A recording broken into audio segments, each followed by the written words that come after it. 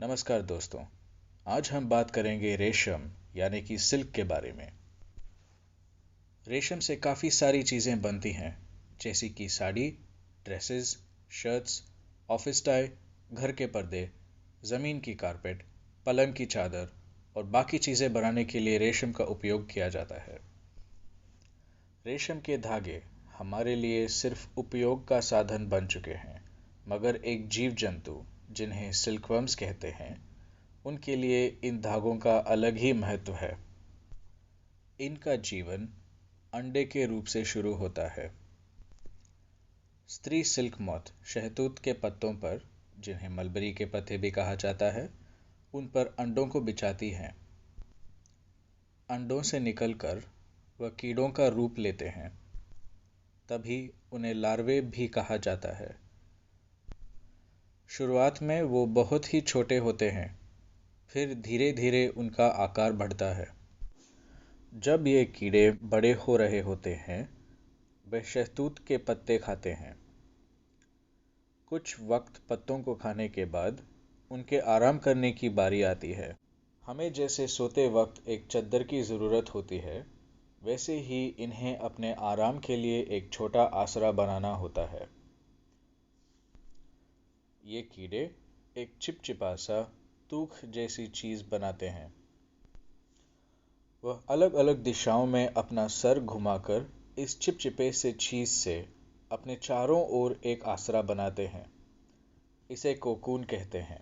इस वक्त उनके आसरे के अंदर उनके शरीर में बदलाव होते रहते हैं, जिससे कि वह सारे अडल्ट यानी कि वयस्क मॉथ बन सके।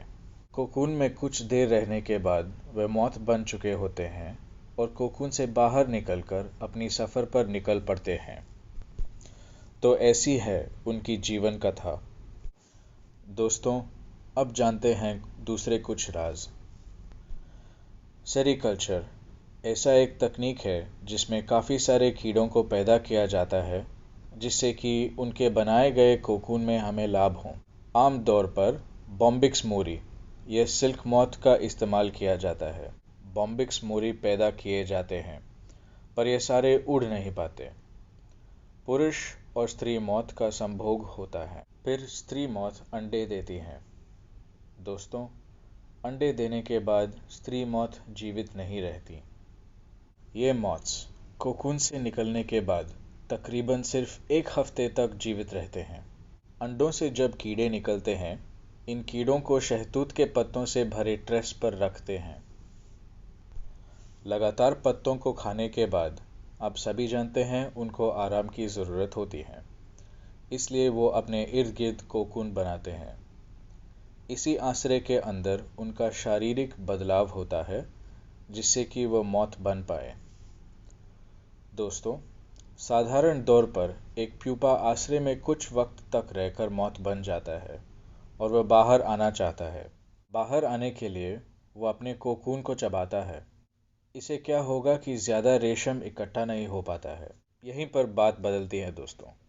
रेशम ज़्यादा मात्रा में मिले, इसलिए कीड़े जब कोकून के अंदर होते हैं और उनके मौत बनने से पहले ही उनको उनके आसरे के साथ ही मार दिया जाता है, ताकि उनके आसरे से हम रेशम ज़्यादा मात्रा में इकट्ठा कर सकें। कीड़ों को उनके कोकून के साथ उबलते हुए पानी में डाला जाता है।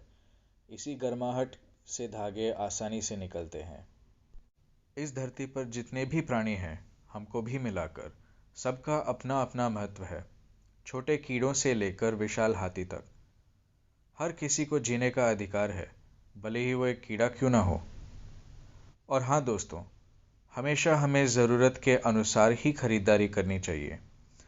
हमें चीज़ों का पुनः प्रयोग यानी रीयूज़ करना चाहिए और चीज़ों को बांटते रहना चाहिए, ताकि इस धरती के संसाधनों यानी कि रिसोर्सेज का अधिक उपयोग ना हो।